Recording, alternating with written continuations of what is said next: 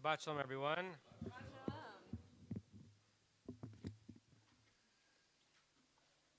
You know what it means when a speaker takes off their watch before they start speaking? Absolutely nothing. It's just for show. It's to make you think that I think I'm paying attention to what time it is.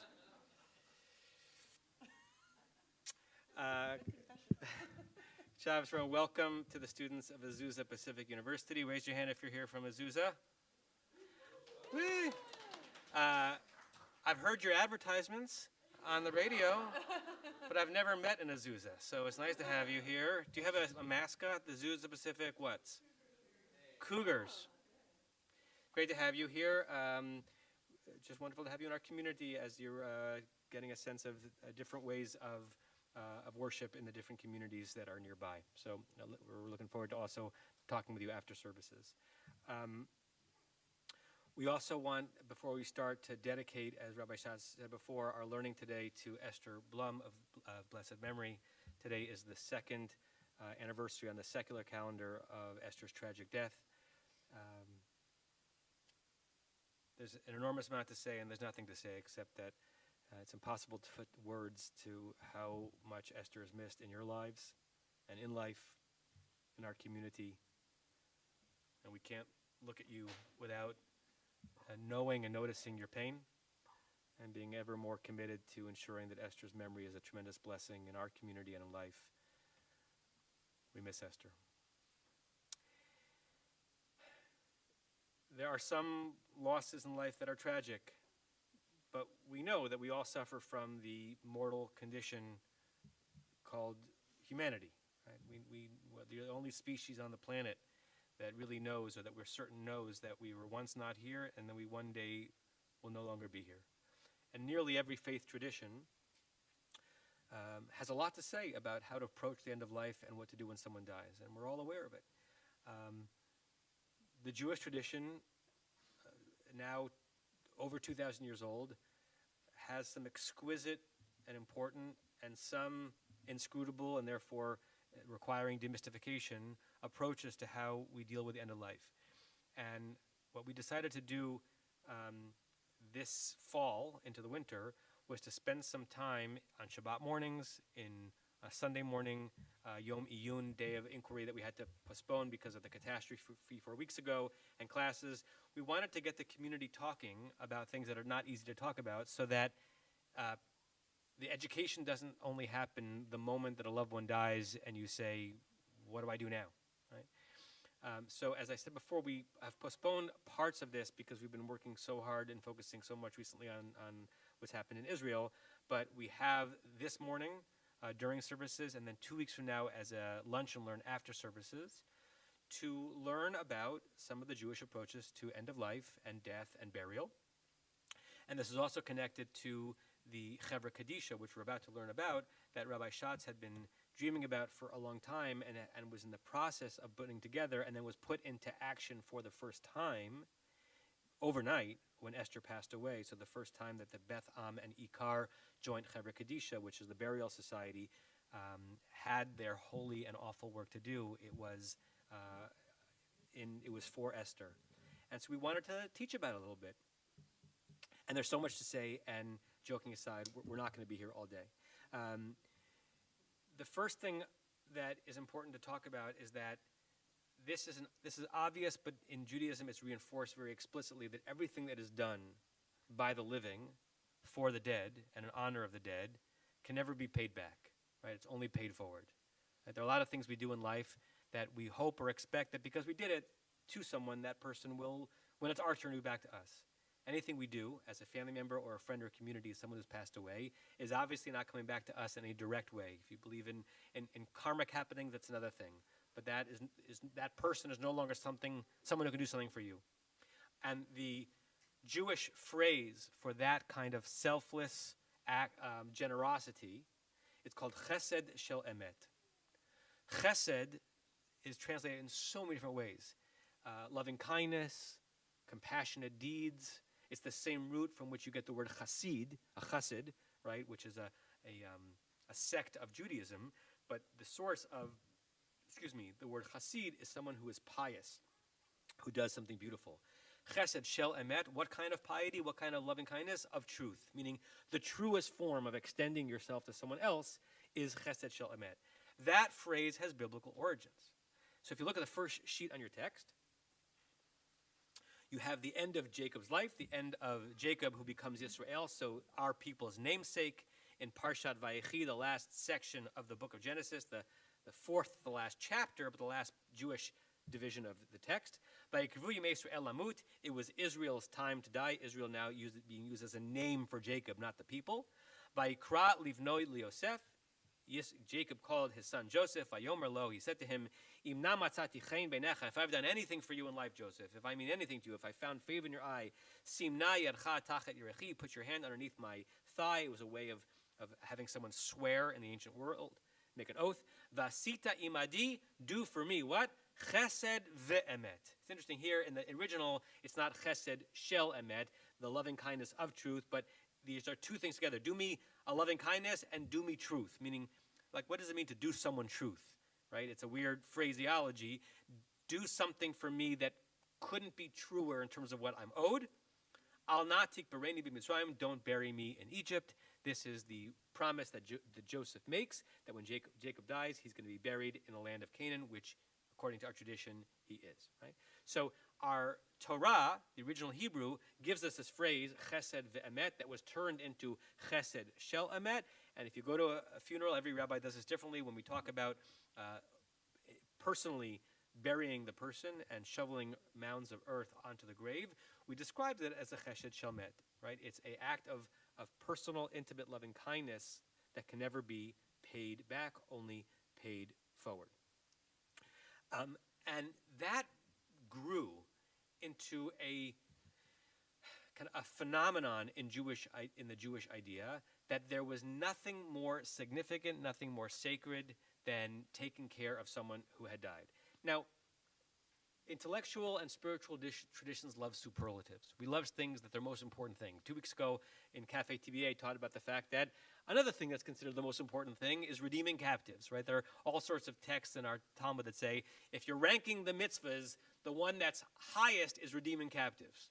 In another part of the Talmud, it says, if you're ranking the mitzvahs, the thing that's most important is taking care of the deceased.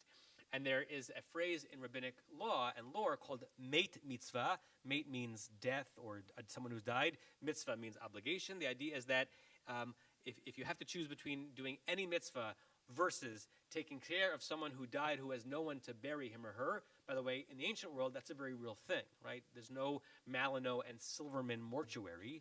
There's someone who died, may not have been found until days after the person died, may have lived alone, died in the street, right?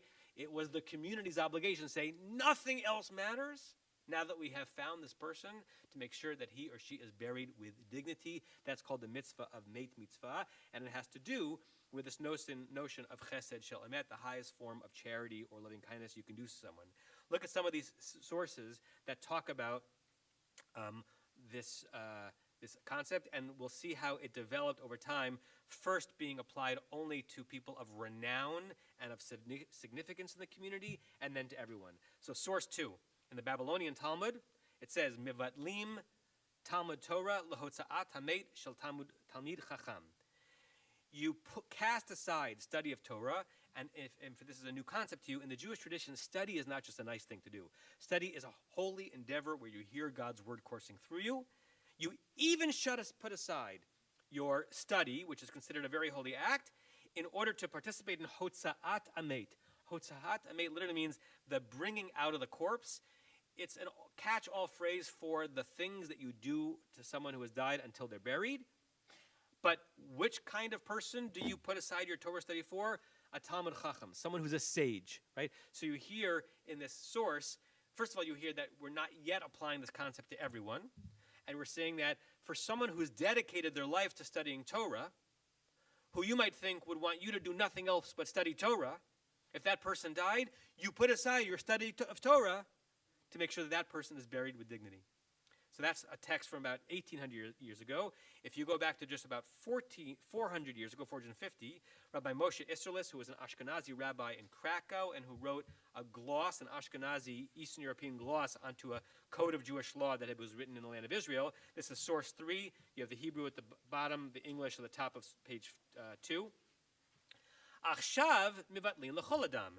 In our society, anyone should cancel what they're doing, including study of Torah, for any person. We don't debate how learned a person was to determine if we're supposed to put aside our study of Torah for them. But his rationale is interesting. I wonder what he would say in this generation. She'ein lecha adam Yisrael b'zman hazeh she'enu b'mikra o b'mishnah. There are no Jews in our community who are not really learned in Torah and Mishnah. Parentheses. I don't know if he's being very generous or if he's just responding to the reality of his time. It may be that he's saying, how could it not be that any Jew is not really learned in text? So we're going to presume that everyone is learned and therefore we're going to apply it to them. Or in Rabbi Moshe Isserles' world in Krakow in the 1570s, it was really the case that there were very few unlearned secular Jews. Everyone deserves this, right? Sometimes you assume generously when it comes to Jewish practice. One of the more common ones that you may have come across is that on fast days, on minor fast days, not Yom Kippur, but minor fast days, a special liturgy is said if at least 6 people in the room are fasting that day, right? So in some communities, they're very like they count. They're like, who's fasting? And if you have 6, the tradition I follow is, I'm going to assume that the Jews in this room are observant Jews and they're fasting. I'm not going to ask them what they've eaten that today, and we do the ritual assuming that. So I'm not sure which way he meant it, but he says, and also v'isha yirat shamayim, and a woman who fears heaven, meaning a religious woman, dina kaman dekari v'tani, we treat even a woman, right? 16th century Krakow, women were not studying Torah, right? So it's actually a very almost modern egalitarian idea for its time. We're even going to treat the women as scholars, even though technically they weren't.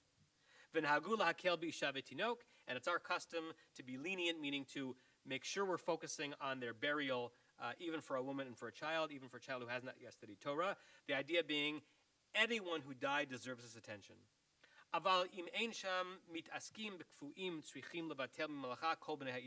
And if you don't have a group of people who are dedicated to taking care of the needs of the dead, that fifth Hebrew word in that line, mit askim, literally means those who busy themselves with.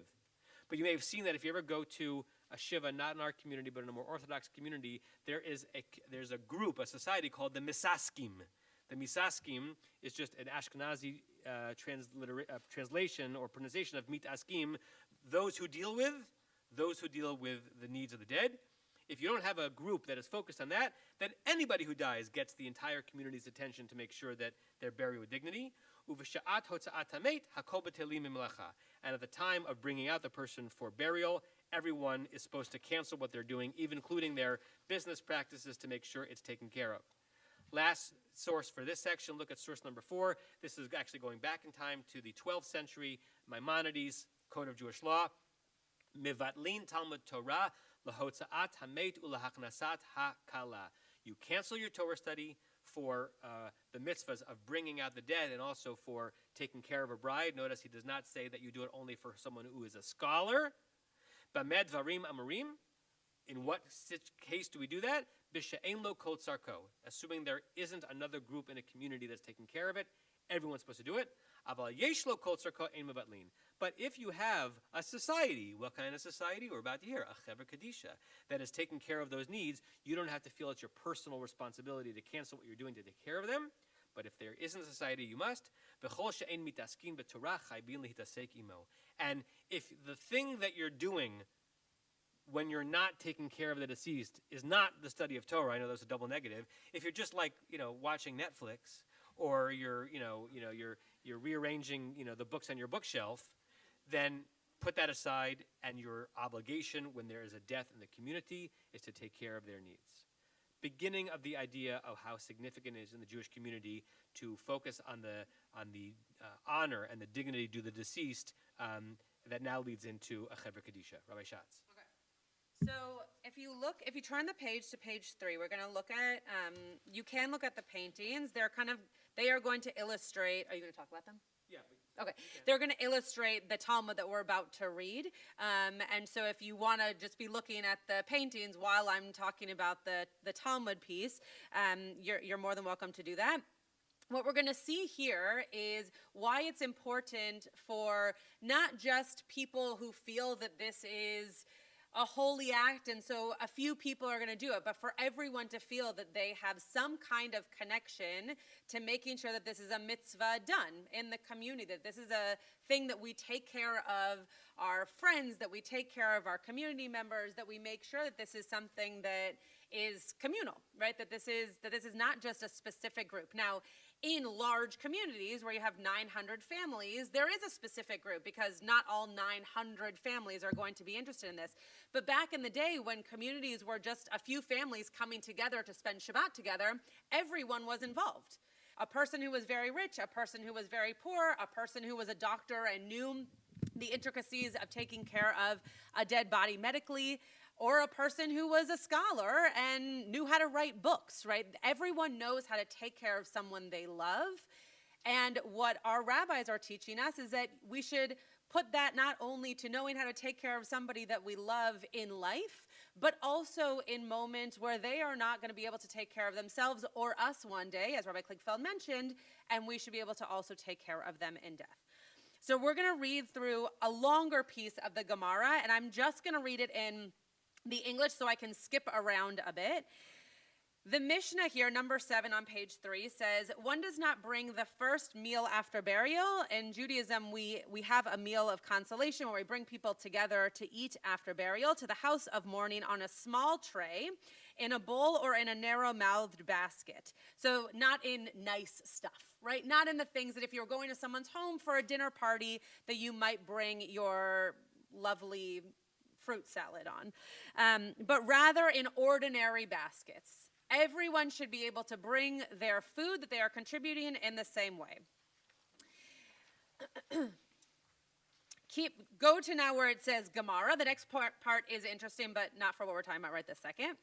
The sages taught the following baraita, the following story. At first, the meal after the burial would be brought to the house of the mourner in various ways. The wealthy would bring meals in baskets of silver and gold, and the poor would bring in baskets of peeled willow branches. So there was a hierarchy. If you had money, you probably had nicer things, and so you didn't think twice about bringing to someone who you're trying to show consolation stuff in a nice vessel. But then if someone showed up who didn't have nice things, they were doing the same mitzvah. They were fulfilling the same commandment to be kind to their community members, to their family, and to bring them something that would be consoling to them, but they didn't have a nice vessel. So they were bringing it in something not as nice, and that showed a hierarchy which our rabbis were not pleased with. And the poor were embarrassed, as everyone would see that they were poor. So the sages instituted that everyone should bring the meal in baskets of peeled willow branches due to the honor of the poor.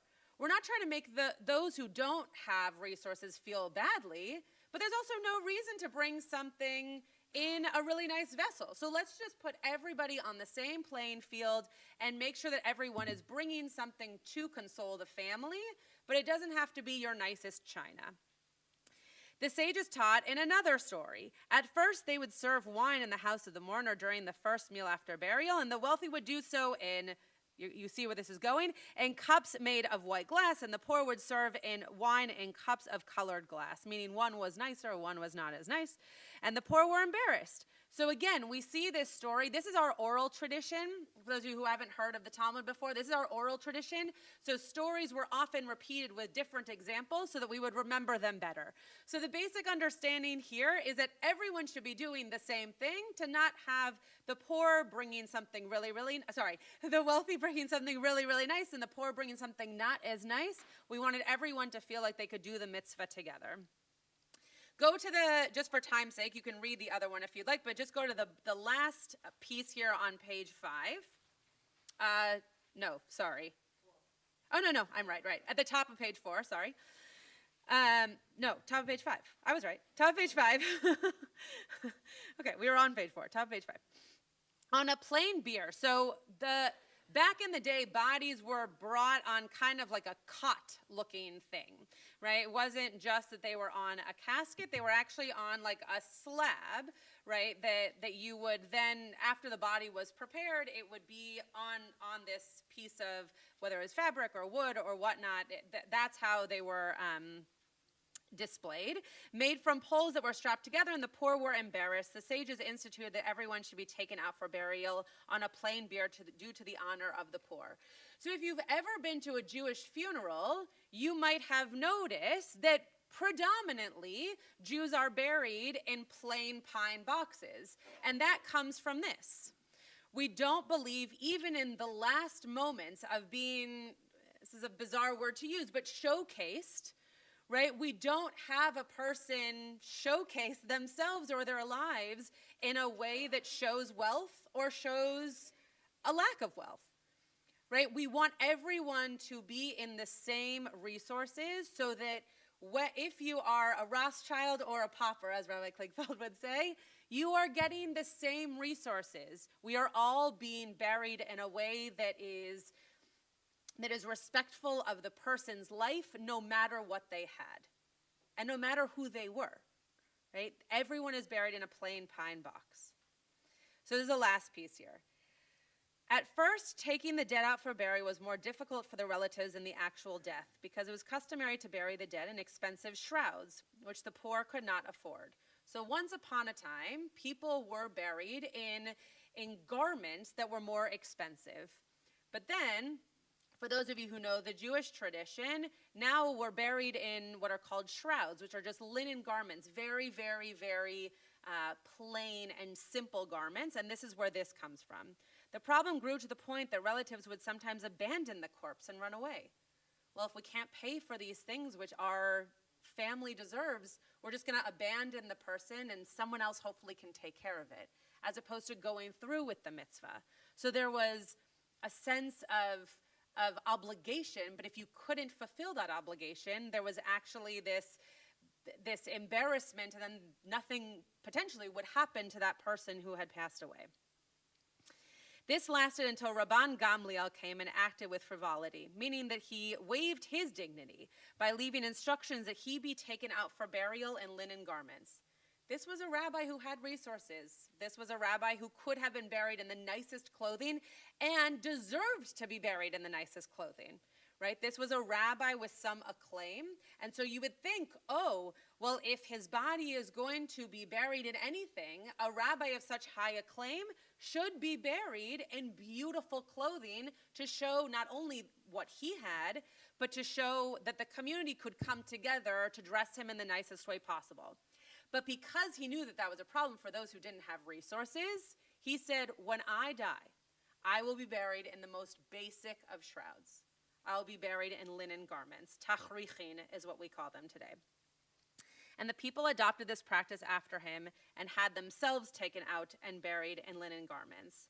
Rav Papa said, and nowadays everyone follows the practice of taking out the dead for burial in these plain hemp garments that cost only a dinar, meaning in the garments that are the most plain you could wear and that are the simplest in terms of both resources and also material.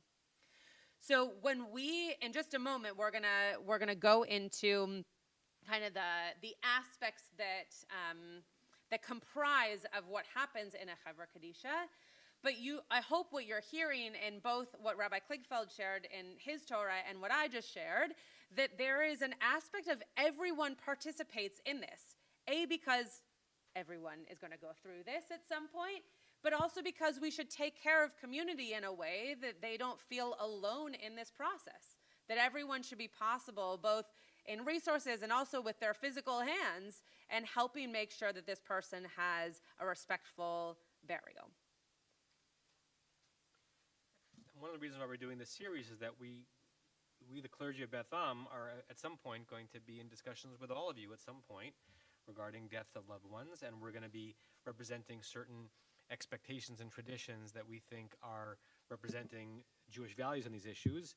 And it's sometimes hard in the moment if the first time someone is hearing about this particular aspect of burial is in the raw moment of exposed mourning, better if you're learning at it in advance, including about why it's significant that someone is buried in a plain pine coffin and not what seems to be more of an honor, a beautiful mahogany one, right? And the reason why we suggest that someone not be buried in a beautiful mahogany one is because not everyone can afford a $9,000 casket. And Judaism says it's ridiculous to be buried in a $9,000 casket, and it's an insult to God to suggest that your being returned back to the earth should be anything other than in the plainest vessel, right? And parentheses, it frustrates Rabbi Schatz and I and many of our fellow clergy that sometimes the businesses that represent and do Jewish burial in our community, many communities, and parentheses within parentheses, I get it. Every business wants more revenue, right? So does Beth, even a nonprofit, right?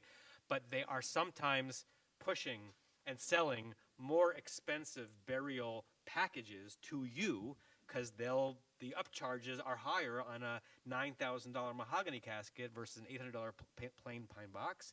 And we want our community to be educated so there's moments they can say no, right?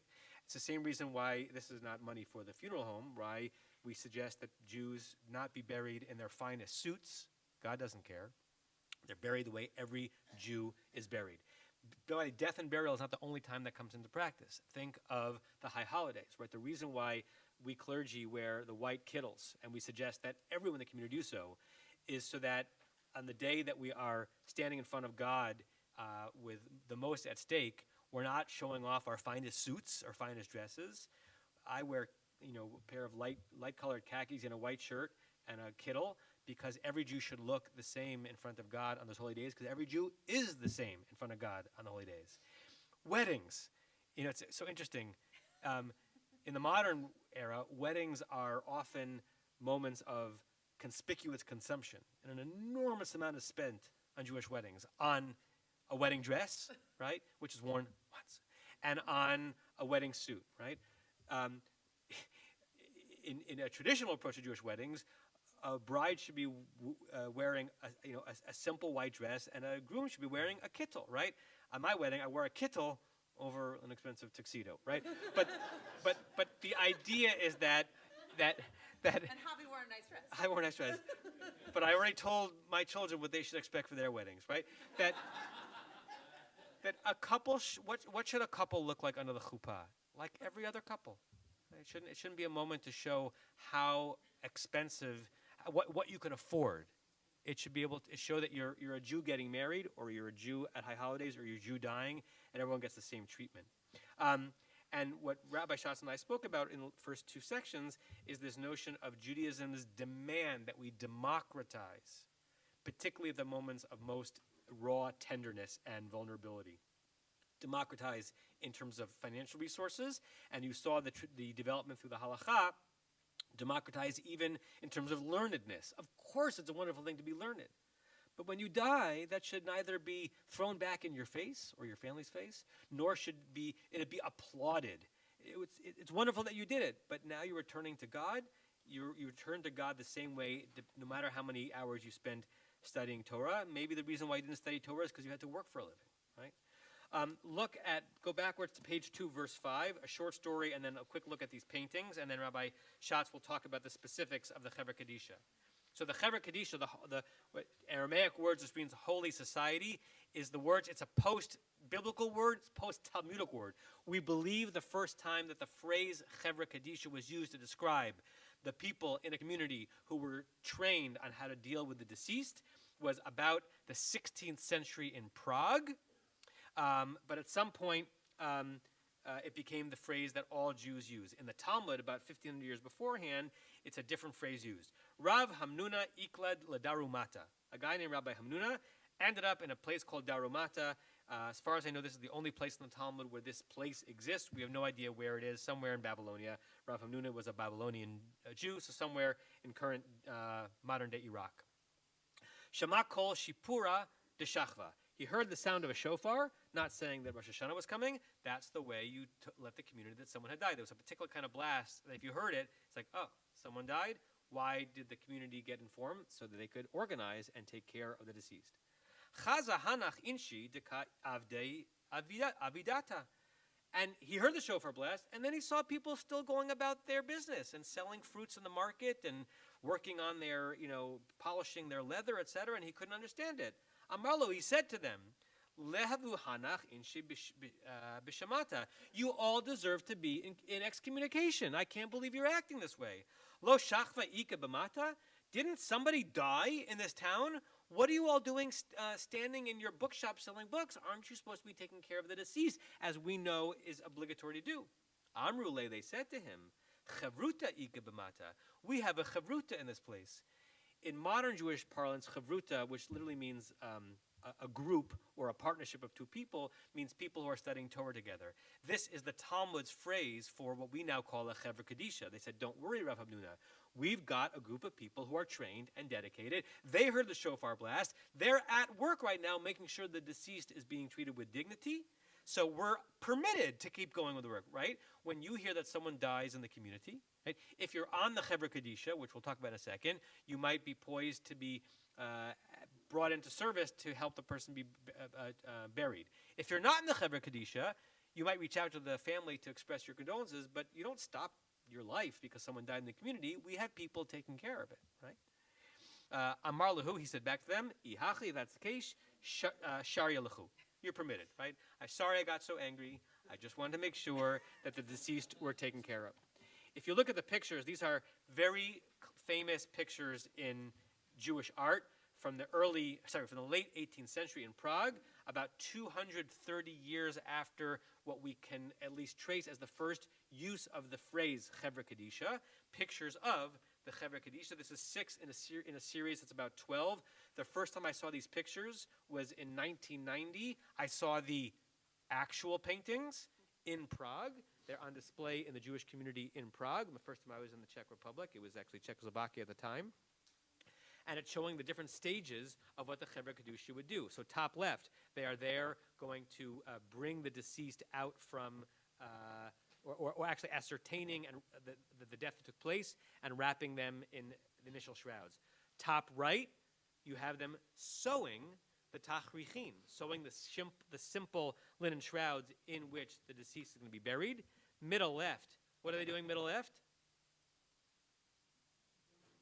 They're building the coffin or the bier, right? It was not bought at mahoganycoffins.net.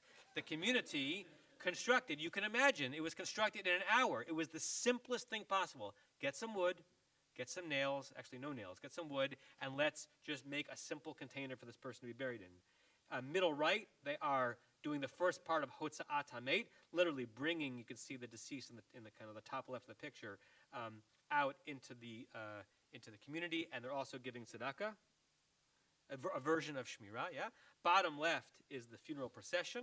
They're carrying the deceased out to be buried, or actually they're carrying them out of the home. And bottom right, what are they doing in bottom right? Tahara. Tahara, which literally means a purifying process, is the main ritual that a Hevra Kadisha does when someone has died. It is holy. It is hard. It's the highest form of Chesed Shalamet. You have a group of people who are with the body, cleaning the body, and preparing the body for burial like every other Jew is required to do. It is not an embalming process. It's simply a washing. We had been thinking, Rabbi Schatz had been thinking for a long time that rather than send our congregation to use the Hevra Kadisha mortuary at the different mortuaries around us, what if we follow the Talmud's own dictums and say we have our own? We have a group of people. How many do we have? I mean, doing Tahara or on the Hevra Kadisha? Doing Tahara. Doing Tahara, probably about 60. 60 people in our community and Ikar who are trained to do this very beautiful, very hard, very holy act of preparing the body for burial. Rabbi Schatz is going to say in a little bit, in a moment, what Tahara is. The focus of our Hevra Kadisha is on this act, but the focus of our entire community on caring for the dead are all of these aspects. And when someone in your family passes away, and the death is local, in case you didn't know this, now you know, you can ask the joint Hevra Kadisha of Ikar and Temple Beth Am to be the ones in the room who are preparing that person for burial. It is anonymous. You will never know who it is. And why will you never know who it is? Why is that kept anonymous? Right, but why is it important? So someone said it. You don't owe them anything, right? Because how could you possibly pay someone back for the mitzvah of preparing your mother for burial? You'll never know who it was, right? So you don't feel any sense of obligation to them. They did it for you because they love you and they love Jewish ritual, not because they wanted anything in return. Chesed shel emet. Schatz? Okay, very, very briefly, and then I'll let Rabbi Kligfeld wrap up. So first of all, on November 18th, we are going to have kind of a practical conversation about all of this. Not that this isn't practical, but we're going to get into some more of the questions and the details of what goes into a Hevra Kadisha, and also we'll be unveiling something to be named that Rabbi Kligfeld and I met with the different mortuaries and funeral homes about in terms of furthering the education in our community about what it means to know what you should expect or what you should request in life for your family to be prepared for your death, right? So knowing what it is that you might want to either ask us for or let us know about or make sure that the mortuary, the funeral home knows. So that's happening on November 18th. So I'm not going to go through the practicalities of the different things that like Rabbi Kligfeld and I might think are really great that you should be taking into consideration. What I want to tell you is that 60 people sounds like a lot. And it's never enough when we need a tahara to be happening, and all 60 of those people work at noon when the tahara is happening. People stop and then do the tahara, right? As we learned from our halacha, we should do that. If we are part of the Hevra Kadisha, we should stop to take care of this. But not all 60 people necessarily can. So though it sounds like a lot of people, we always need more people. You should also know that not every death notice that you get in this community is a family A that is happening here in Los Angeles, and therefore the Hevra Kadisha is not being utilized because the body is not here in our city. And also not everybody knows what tahara is to then ask for it. Right? So if you know, this is part of the reason that we're doing this year, is we're trying to educate as many people as possible about the things that you should know to ask for, not because we think that makes you a better Jew, but because we want you to know that the community is willing and able and ready to take care of you in all moments of Jewish life in this community. So the basics around a Hevra Kadisha is that this was, as Rabbi Kligfeld's mentioned a few times, this was a dream that I had based off of starting this in Northern California when I was a rabbi up there. I then came to Beth and was honored and heartbroken to be very present at the death of one of my teachers and realized that this was something that I felt very connected to and yet wanted our community to feel just as connected. Right, I had the honor and was very sad to be present, to be able to sit shmirah and to be able to help the family through this tragic death. And at the same time, there were other members of our community who would have felt just as honored and just as ready to take on that grief to be with the family in those moments. So the Hevra Kadisha does two things. One is they sit shmirah for the deceased. That does not mean that you're sitting in a room literally with a deceased person. There's a room that you sit in that is connected to the room that they are in. And you can say psalms, you can read books that they were connected to. The Hevra Kadisha will give you guidelines to what that space looks like. We just want the person who has passed away to be in community, to still be surrounded in community. So that's shmirah. And tahara, as Rabbi Kligfeld mentioned, has training that goes along with it. And we've trained 120 people to know how to do tahara. And the reason that I said 60 is because not all of them then chose to take that training and actually physically do the work.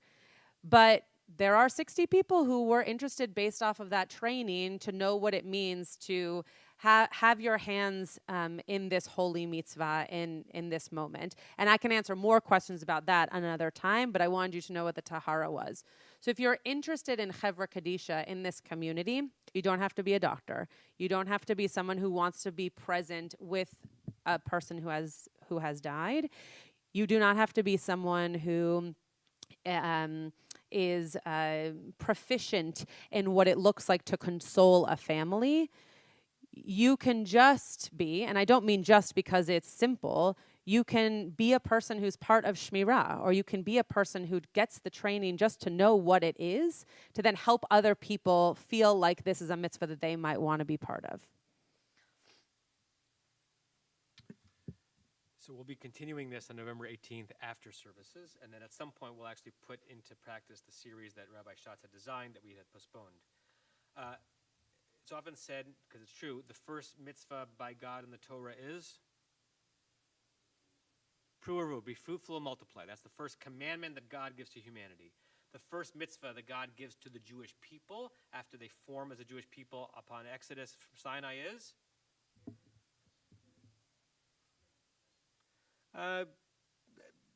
even before the obligation of Pesach is HaChodesh Hazeh Lachem, the notion of Rosh Chodesh, of creating a Jewish calendar. That time in the Jewish world is governed by the lunar calendar, not the solar calendar. One of the first mitzvahs that we actually see a Jew, a Hebrew do, not a commandment by God, but actually seeing it in action, is the very beginning of next week's Parsha, when Sarah dies, and Abraham, the first Jew in our tradition, takes care of her burial arrangements and purchases a plot from Ephron and sets up a grave. When I do an unveiling, I say that we're actually doing one of the oldest Jewish obligations, because the Torah shows that Avram said that you need a place that someone is buried that you can return to and can be a place on earth where that person's presence is invoked most intensely. By which I mean that the notion of taking care of those who have died is one of the oldest ways that Jews have expressed what it means to be a Jew. And one of the oldest ways that Jews have expressed what it means to understand that every human being is created in the image of God and therefore deserves the same dignity and care and attention and sensitivity as anyone else. A lot of that has dissipated as the traditional ancient world met the modern world. There are modern norms too. There are modern mores too. We don't live an ancient life. But the moments when our ancient tradition bursts through contemporary society and reminds us of what's so significant and helps us look past some of the trappings of the modern material American world, those are very important moments. And we are look forward to continuing to talk about this with you, to educate you, so that when you are in that place of having to think ahead about or plan last minute regarding the death of a loved one, you'll have more of these ideas in your mind. You and I will be on the same page about these issues, and we'll be able to treat the burial of your loved one with love and dignity and sensitivity. Shabbat.